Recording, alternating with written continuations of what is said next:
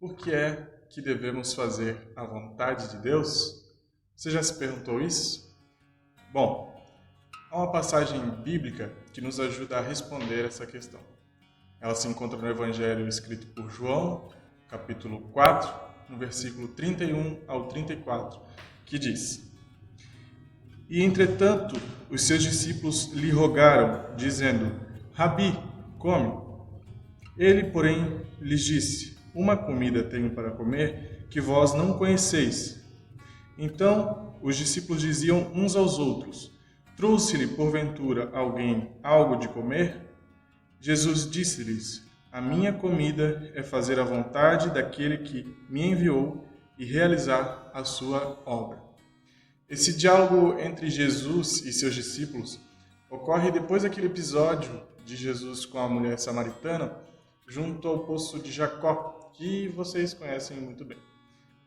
Para entender o contexto da passagem que a gente acabou de ler, a gente pode observar alguns pontos nesse mesmo capítulo 4.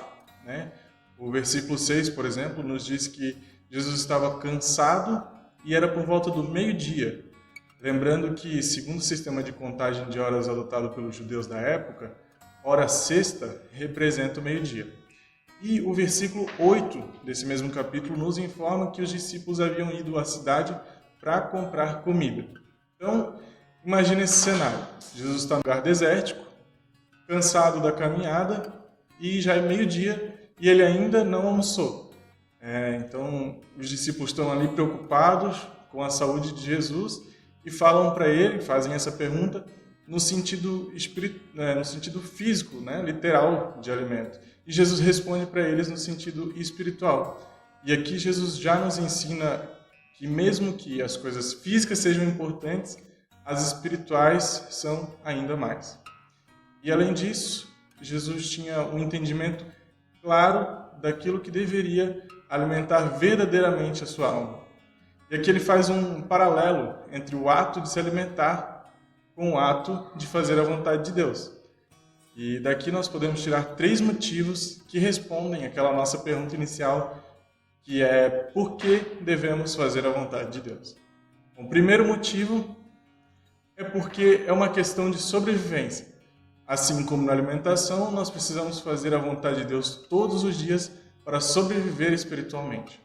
Em Josué, no capítulo 1, versículo 8, está escrito: Não se aparte da tua boca o livro desta lei. Antes, medita nele dia e noite, para que tenhas cuidado de fazer conforme a tudo quanto nele está escrito. Porque então farás prosperar o teu caminho e serás bem-sucedido. Mas quando a gente fala assim, parece que fazer a vontade de Deus é algo chato, é algo cansativo, é algo entediante. Mas é aí que entra o nosso segundo motivo. Porque é prazeroso. Assim como se alimentar, fazer a vontade de Deus também é muito bom. Em Salmo número 40 e o verso 8, o salmista Davi enfatiza: Eu tenho imensa alegria em fazer a tua vontade, ó meu Deus. Mas fazer a vontade de Deus também não nos traz somente alegria. Ela traz força. E esse é o nosso terceiro motivo, porque a palavra de Deus contém nutrientes que a gente não encontra nos alimentos físicos, nos alimentos convencionais.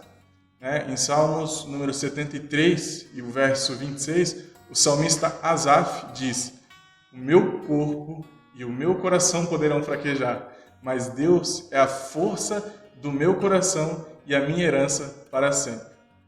E para concluir, eu deixo aqui uma seguinte pergunta: como é que você tem se alimentado? Você tem se alimentado bem? Tem se alimentado mal? Tem se alimentado pouco?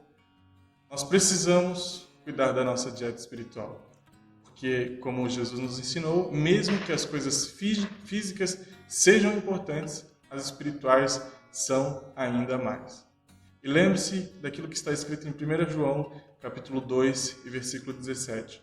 O mundo passa e a sua concupiscência, mas aquele que faz a vontade de Deus permanece para sempre. Deus em Cristo abençoe a sua vida. Tudo acontece no teu tempo, enche com tua glória o meu tempo.